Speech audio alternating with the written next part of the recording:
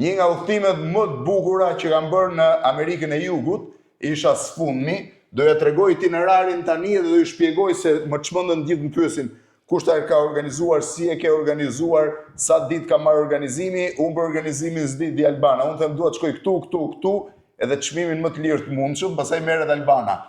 Kemi udhëtuar, kam qenë bashkë me Batonin, nga Tirana në Frankfurt, nga Frankfurti në Bogota të Kolumbis, dhe pastaj keni zbritur nga Bogotaja zbritëm në Quito, pastaj fluturuam nga Quito në Peru, në fillim daluam në Lima të Perus, ja ku është Lima, pra nga Quito në Lima, qëndruam në Lima një 12 orë, pastaj fluturuam nga Lima në La Paz, në Bolivi, pastaj nga La Pazi në Salarin e Uyunit, që është afër Sucres këtu, të nesme nuk kthyer nga Salari i Uyunit në La Paz, pastaj fluturuam nga La Pazi në Cusco, bëm një stop në Cusco, stop teknik që quhet, dhe nga Cusco u kthyem prap në Bogota, 3 orë fluturim. Pastaj ishte kollaj, ndetëm i ditë Bogota, Frankfurt, Tiranë, ishin 11 udhëtime, segmente, fluturime për 8 ditë, 11 për 8 ditë.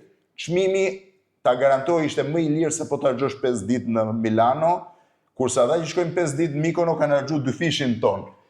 Albana, ti po organizon një tur të njëjtë? Të ngjashëm, ku është përfshirë Bolivia edhe Kili në këtë rast, sepse unë ti e di që unë i bëj pak më të gjata ture. Sa veta i merr në tur? 6 deri në 8 veta, maksimumi 10 veta. Unë tani kam futur koncept. Maksimumi 10 veta. E ku do shkojnë? Salarin e Uyunit? Salari i Uyunit, Bolivia, La Pazzi, do shkojmë edhe në liçenin e Titicacës, ku është një qytet arkeologjik që është trashëgimi botërore e UNESCO-s. Titicaca më ngeli fiksim, që ta dini, nuk shkoja dot, më thanë vetë mja mundësi është me helikopter, për ishte shumë shtrenjtë, dhe thash lëre, mbej nuk e shkojmë në pjesën jugore. Po çfarë më ndodhi?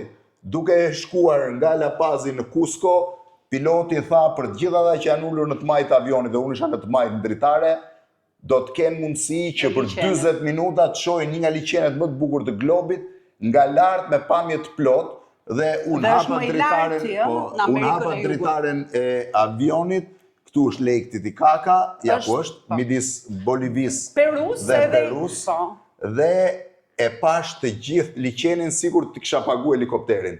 Të gjithin, me ishuj, me zonat e, me qytetet e vogla, Titicaca është një kryevepër. Aty ka një qytet arkeologjik ku flitet për Inkasit, sepse duke qenë dhe afër me Perun, kështu që është një qytet arkeologjik dhe shkohet në liçen. Pra si do fluturosh? Fluturojmë në vajtje me tranzit në Bogota. Bogotaja nga Evropa është shumë e arritshme, veçanërisht me Lufthansa. Jo, nuk do ta bëj, do bëj vetëm stopin tamam për të vazhduar, sepse itinerari është i gjatë dhe është shumë impenjativ. Sa ditë do zgjasi? 11 ditë. Është shumë impenjativ. Pra fluturon nga Europa në Bogota, po pastaj? Pastaj vazhdojmë për La Paz. Nga La Pazzi bëjmë të 2 ditë tur, kush bëjmë dhe liçenin dhe shkojmë në Salar Uyuni. Që është një nga mrekullitë e botës, absolute. Dhe nga Salar Uyuni eksperienca është e jashtëzakonshme, sepse jemi gjithkohë mbi 4000 metra deri në 5000 metra lartësi, vazhdojmë nëpërmjet shkretotirës Atakamës.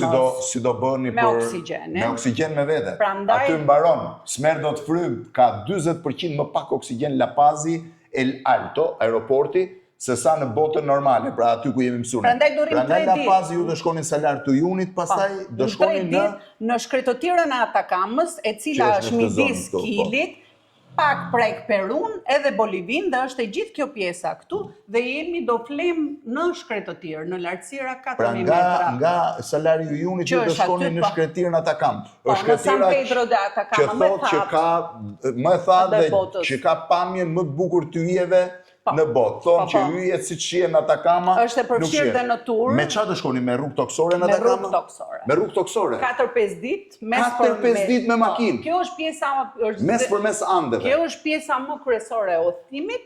Është pjesa zemra e Andeve, 4-5 ditë duke udhëtuar nëpër Ande. Nga 4000 deri në 5000 metra. Me autobus apo me makina? Makinë, këtu kemi makina, Foristrada, dhe më tej pastaj vazhdojmë për në Santiago të Kilit, me që jemi aty. Ma makinë prap? Jo, marrim fluturim. Pra nga Atakama do shkonin në Santiago. Santiago kam qenë, Santiago shumë e bukur, por më e bukur nga gjitha është Valparaíso. Valparaiso dhe Vinja del Mar, po Valparaiso është një prallë. 45 minuta nga Santiago, sa Tirana me Durrësin, një nga pamjet më të bukura, qytet pasuri UNESCO-s, edhe Santiago është e bukur. Dhe për këtë do, mund ta shtym udhëtimin në ekstension për 4 ditësh për të bërë Patagonia nga ana e Kilit.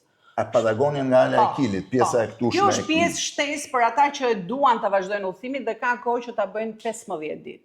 Dhe ky është një itinerar goxha komplet që ti e viziton shumë mirë si Bolivin, ashtu edhe Kilin. Do më thënë itinerarin, e kur e nisi itinerar? E nis në fund të nëntorit, është një grup dhe grupi tjetër në janar, sepse flasim për verën e hemisferës së jugut, që është periudha më e mirë. Grupet janë nga 6 deri në 8 veta. Sa shkon pagesa për një person për 2 javshin e plot? Për 2 javshin e plot, diku në ekonomi shkon rreth 6.000 euro, 6.500 euro. Për gjitha, me ushqim, me fjetje, me bileta, me transport, me gjitha? Në Patagonia është i përfshirë dhe ushqimi të gjitha vaktet e përfshirë. Do më thënë, 6.000 euro, ti thua 14 ditë, biletat e avionit nga Europa, gjithë bredhja në Amerikën Latine, makina në dispozion, guida, hotelet, edhe një pjesë e ushqimit. Po, të përfshira që të gjitha. Ate pasaj 100 euro ju dalin për gjitha, se aty është aqë Itinerari ditor është 4.500 euro, kjo 11 ditori, kurse ai tjetri është 4.500 11 ditori. Po, eksakt. Me të gjitha, me bileta avionesh me të gjitha. Edhe ushqimin e kemi, sepse kur je në mes të shkretëtirës, ata kamës 4.500 euro 11 ditë të vizitosh gjithë zemrën e Andeve të Amerikës Latine. Po je që jep se si ju bëndë i stop në Bogota. Po nuk më rrin të gjithë, është puna e kohës, është çështja e kohës, sepse unë fluturimin e kthimit për një pjesë e kam siguruar nga San Paulo, nga Santiago në San Paulo, me Latami, dhe pjesa tjetër,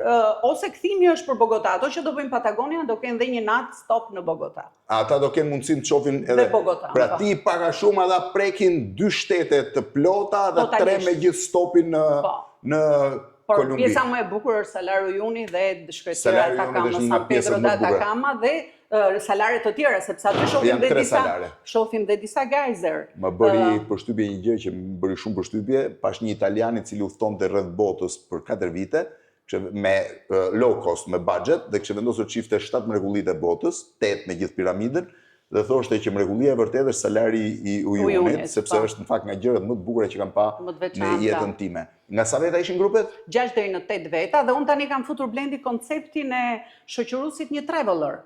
Ne quhemi traveler, do shkoj dhe do t'i shoqëroj vetë. Pra da se vrasin mendjen, vetëm në momentin që grumbullohen rrinas dhe derisa i kthen rrinas mendon ti për gjitha. Ka një njohës të mirë të destinacionit, i cili i shpjegon përveç guidave lokale, jam edhe unë shoqëruese. Guidat lokale janë për secilin vend ndrojnë. Pra Salari i Uyunit në vete, Kili në vete, Santiago në vete. Kudo jemi me guida vendase. Patjetër ato janë të domosdoshme në këtë rast. Sa shtetet bëhen me gjithë këto, Albana? Kur bëj këtë, kam ja 2 për të bërë të vogla tani, me këtë më shkojnë 110. Imagjino tani 11 ditë udhëtim nëpër Amerikën Latine në zemër të Andeve, nuk ka gjë më të bukur për këtë ju dalu në garancë se sapo u ktheva.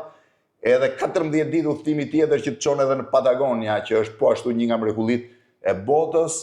Kështu që ta dini, ata që thonë për çmime, imagjino, po të shkosh në Milano, në Mikono, ose në këto vendet rrotull, për 3 ditë harxhon 10 fishin e kësaj që edhe hotelet janë kategori të mira. Dhe janë hotelet të kategori të mira. Albana, 8 mbar. Faleminderit.